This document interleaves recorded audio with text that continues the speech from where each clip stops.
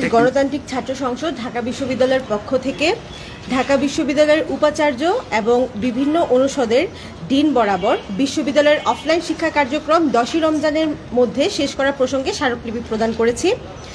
কারণ ঢাকা বিশ্ববিদ্যালয় এলাকায় ন্যায্য মূল্যে আমরা জানি পুষ্টিকর খাবারের সুব্যবস্থা নেই।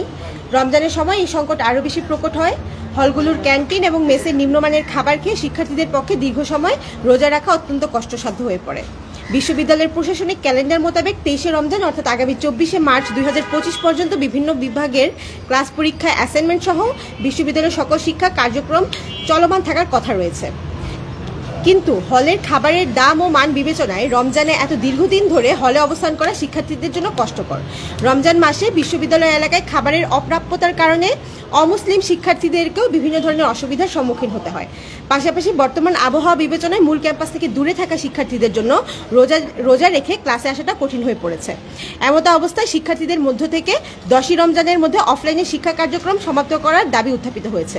সেক্ষেত্রে প্রয়োজন সাপেক্ষে ডিপার্টমেন্টগুলো অনলাইনে তাদের ক্লাস পরিচালনা করতে পারে। আমাদের মধ্য থেকে উত্থাপিত দাবি মূলত দুটি। প্রথমত, 10ই রমজানের মধ্যে অফলাইনে সকল ক্লাস কার্যক্রম সমাপ্ত করতে হবে এবং দ্বিতীয়ত, রমজান মাসে প্রয়োজন মোতাবেক অনলাইন পদ্ধতিতে ক্লাস পরিচালনা করতে হবে। ঠিক আছে, ধন্যবাদ। আমার কিছু প্রশ্ন আছে, আমি একটু আহ্বায়কের কাছে প্রশ্নগুলো রাখছি।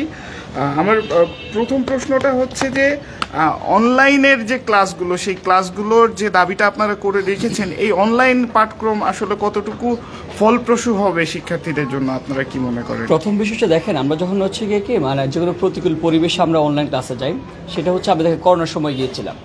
তো সেটা হচ্ছে আমরা যেহেতু ঢাকা বিশ্ববিদ্যালয়ের শিক্ষার্থীর জন্য ঢাকা বিশ্ববিদ্যালয় প্রশ্ন শিক্ষার সুষ্ঠু পরিবেশ নিশ্চিত করতে পারে না, খাবারের ব্যবস্থা নিশ্চিত করতে পারে না, সেই জায়গা থেকে অবশ্যই ঢাকা বিশ্ববিদ্যালয় প্রশাসন সেক্ষেত্রে অনলাইনের ব্যবস্থা করবে। তো অনলাইন যে ঘাটতিটা আছে সেই জায়গায় অনলাইনে সেই ঘাটতিটা ফুলফিল করেই শিক্ষার্থী বান্ধব অনলাইন ক্লাস করবে সেক্ষেত্রে।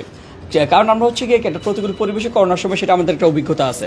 আমার মনে হয় যদি প্রশাসনের সদিচ্ছা থাকে, শিক্ষার্থীদের কিংবা শিক্ষকদের সদিচ্ছা থাকে, সেই জায়গায় করা সম্ভব। আরেকটা বিষয় দেখেন, এটা হচ্ছে শিক্ষার্থীরা নিজেদের স্বার্থে এই কাজটা করতেছে। করোনার সময় কিন্তু অনেকে অনিচ্ছা কিংবা অনাগ্রহ ছিল, কিন্তু এই যে রমজান কেন্দ্রিক তারা ক্লাস কার্যক্রম শেষ করতে চায়, পরীক্ষায় বসতে চায়। তো সেই জায়গায় তারা আবার হচ্ছে রমজান তারা যে হাঁপিয়ে যায়, সেই জায়গা থেকে তারা নিজেরা আগ্রহী হবে, শিক্ষকরা আগ্রহী হলে শিক্ষার্থীরা আগ্রহী হবে। সেই জায়গা থেকে মনে হয় সেই বিবেচনায় অনলাইন কার্যক্রম সম্পূর্ণ হবে এবং সফল হবে। ধন্যবাদ। আর কিছু যুক্ত করবেন আপনি সাধারণ শিক্ষার্থীদের উদ্দেশ্যে? বাংলাদেশ ছাত্র সংসদ ঢাকা বিশ্ববিদ্যালয়, বাংলাদেশ গণতান্ত্রিক ছাত্র সংসদ ঢাকা বিশ্ববিদ্যালয়ের পক্ষ থেকে আর কিছু যুক্ত করবেন? আচ্ছা, আমি শুধু একটা বলতে চাই যে দেখেন, প্রথম কথা হচ্ছে আমরা যেই জুলাই গণ অভ্যুত্থান শেষ করেছি, সেই জুলাই গণ অভ্যুত্থানের পরে শিক্ষার্থীরা অন্যতম একটা বড় স্টেক হোল্ডার।